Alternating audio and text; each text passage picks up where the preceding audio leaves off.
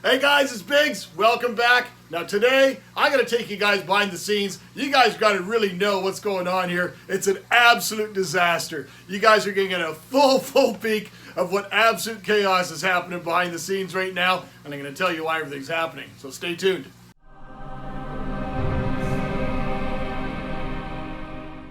Alright guys, I gotta give you the skinny. I have taken on so many projects this year, it's absolutely crazy. I got so many things that are ready to start that I just don't even know where to start now.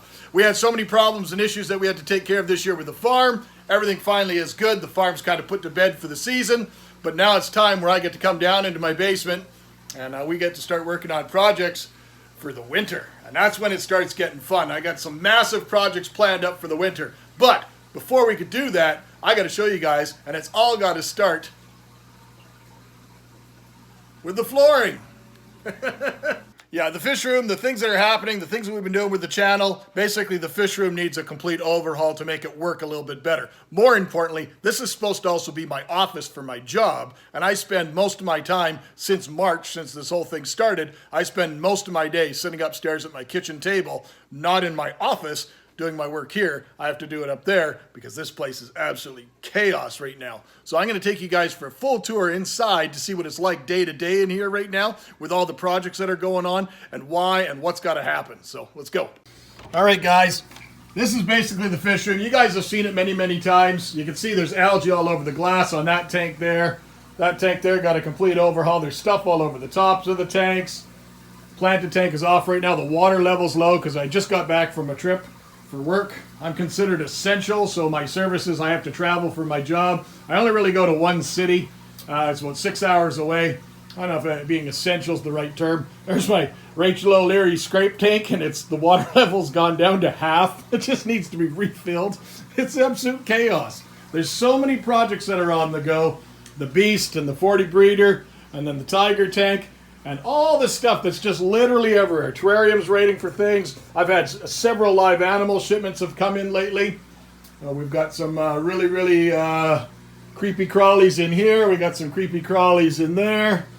We got isopods. They're actually spilling out of the other room now. We go into the laundry room. The isopods are still all over the place. We got springtail cultures going everywhere. You know, it's starting to get a little bit out of hand. So we got to take care of some of this stuff. Now, normally, I'm actually a very organized individual when it comes to my fish room and stuff like that. Maybe not the most organized when it comes to things like paperwork, but when it comes to stuff like this room is always often referred to, my fish rooms have always been referred to as the labs, and they're usually very impeccably clean. But the first thing I know that I wanted to change is if I'm going to change some stuff, it's got to start with the flooring. So we got some new flooring. It's going to be ready to go. But before we can even start with the flooring, obviously we have to make some changes, right? Like all these tanks can't be here if we're going to start changing the flooring, and I really have no intentions of going and setting up a pile of fish tanks out in the rec room there and putting up these heavy stands on the carpet. So what we're going to do is we're going to do some changes. First off, the 75s here, the first 75, the Nicaraguenses have been moved out of that. They're moved into the bottom 160 with the tuba and the bulleri and some live bears. The other Tiger King tank, I want to keep the tigers and I want to keep the buffaloes. I absolutely love that tank. It's one of my favorites right now. So it's going to stay right now, but more than likely in the changes, I'll tell you what's going to happen. The big vivarium, it's staying. The 40's going to go. Both 75s are going to go in the new design.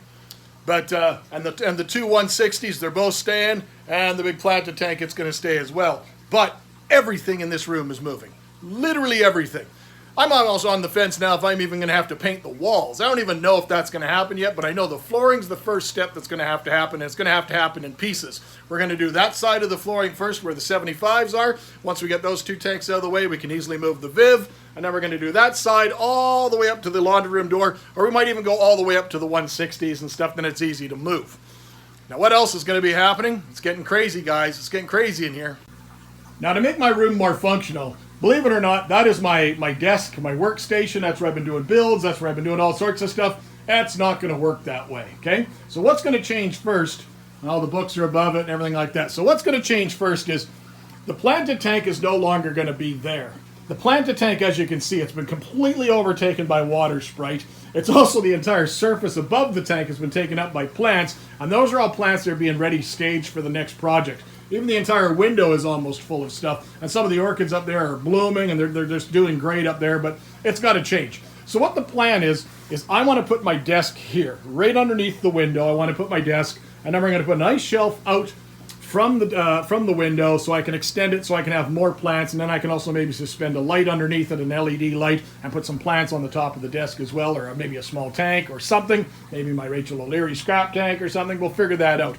But basically that's the spot where the desk is going to be. The desk is 5 feet, the tank is 4. So it's going to come out a little bit further.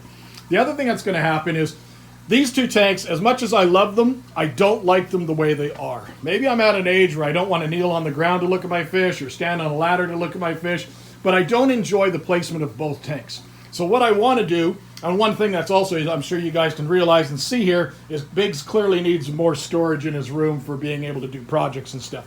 And storage that makes sense. So I want to put my desk there. I want to put one of the 160s right beside it here. And then I want to raise that tank up so the bottom of the tank is even with the desk. And that way when I look to the left, my tank is right beside me. It's going to look awesome. And then the space above it, I'm going to take these two shelves and suspend them over top of that tank, which will be there. So they'll take up that space there. I figured it out. I'm going to have to cut the shelves down just slightly. I'll lose maybe about 8 to 10 inches of the shelves, which is no problem because I still have lots of space on those shelves that's just filled up with trinkets and whatnot. So I think that's what's going to happen there. That means this space is going to be completely open, floor to ceiling. What's going to go there? I'm going to leave that one for a minute because that one's one of the coolest things that I'm most excited about. Okay? What else is going to happen then is the wall you're looking at now where the 75s are, that is actually going to be behind me. So if we're going to start doing live feeds and everything again, I want to give you guys something cool and visual to see while it's behind me until the big tank is ready to go. So what's going to be going behind me is the other 160 as well as the big vivarium, the beast. So we're going to change the position of those. They're both going to be on the kind of similar level, similar height for the base of them, and they'll be directly behind me. I'm not certain whether or not the beast is going to be first. Probably more than likely the vivarium will go first because that way I can hide, I can bring the water reservoir for the misting system that you guys see in the stand up there. And I can bring that off to the side here because it has to be above the unit. So the beast will be there, and then the 160 will be beside it. And that means the overflow for the filter, which is on the right side of the tank, will be tucked in a little bit over there. And then that'll leave this entire space open. I'll still have about 2 feet of space on the end there because the tank is 6 feet, and the beast is 3. That's 9. Sorry, I'll have about a foot and a half of space extra. So probably about the end of that Spencer Jack poster is where the tanks will end. And that leaves me a little bit of space below. Now, the cool thing that I want to do about that stand is I can't say where the DFO posters are going to end up in the room or not. Maybe they'll end up in the rec room. Not certain yet. We'll figure that out as we get there. But the stand that's going to be built here is going to be built a certain way that it'll accommodate all of the isopod tubs. And you guys have seen the video where I talked about the new isopod tubs that I built and all those fancy label systems that I've got. There's all those fancy labels, just waiting for the isopods. Well, we're going to do that, and the isopod bins are going to be like that one in the middle with the 2 vents on the side, so spot for the label. And they're all going to nest in nicely, 2 rows, I think 3 or 4 high, all inside that stand, and I think it's going to look absolutely slick. So that opens up the laundry room. The isopods are out here. We got a 160. We got a big giant vivarium behind us. And then there's going to be a big tank there, a desk, and then what's going to be in this spot over here, Biggs? Well, the one tank I told you that is staying is the 120-gallon planted tank. It looks absolutely atrocious right now. That basically all the Anubias are doing fine, and the Bulbitis and some of the Bucephalandras are still doing okay, but otherwise everything else in that tank looks absolutely terrible. So it's going to get a complete overhaul. It's going to get an entirely different stand. It's going to actually be torn down and used in an entirely different substrate. So we're going to go with a nice natural sandy substrate, more something along the lines of what we see in some of these tanks. And I think that'll brighten the tank up a little bit, just give it a bit of difference. I got both CO2 tanks, the 20-pounder and the 5-pounder ready to go. And directly beside that, you see those 2 boxes? Those are planter boxes. They're going to be plumbed side by side for the entire 4-foot length, and they are going to be going directly behind this tank, which is going to be in this space. And we're going to be changing the lighting entirely. We're not going to be using the T5s. We're going to be going to a big LED fixture that my friend out in BC has helped me select. It's a pretty high-end fixture. And that tank is going to be there. It's going to be an open top tank, and it's going to be fully planted behind it in that in those trays using Hydroton, which is the expanded clay balls. This sort of product. And we're going to basically, it's almost going to be like a somewhat hydroponic system, and we're going to be putting some tropicals in there, and we're going to let that entire area, that tank above and below water, is just going to explode like a jungle. And that's going to be directly beside me, to my right of my desk.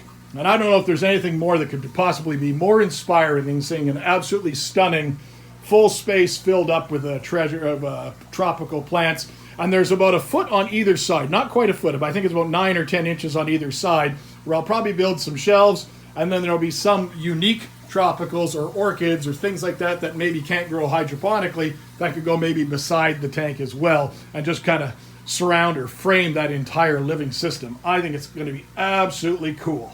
So we've got pretty much the placement of all the tanks. We've got to figure it out. Next is going to have to be the fish. Now there's going to have to be some give and take. I'm not certain what species are going to stay here, but I still have a lot of the bussing eye that I was gifted from my dear friend Max down at Max Cichlids in Florida. I'm going to have to cut that group down a little bit, maybe disperse some to a few more hobbyists. I'm going to keep a little group of them still, and I'm going to keep them in the 160, along with a couple of those tuba, along with that pair of buller eye, which I got from Mr. Dan Sharifi down at Cichlids of the Americas. I've also got a couple of different Amatitlania species. I got Chedemulensis. We got a couple. I've got the Spinosissimus in the planted tank. I've got the Altoflavus in the planted tank.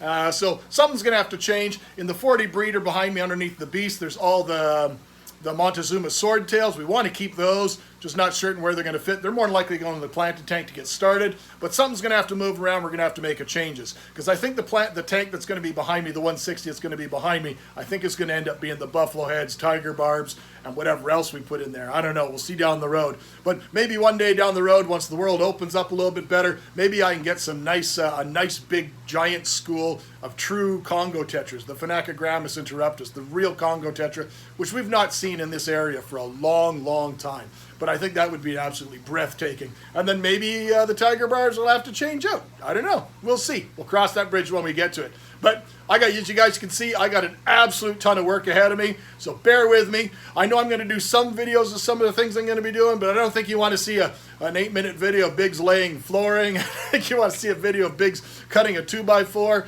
but we'll see what happens. But regardless, we're still going to be scheduled 2 times a week. As always, my friends, stay safe. Thanks for watching.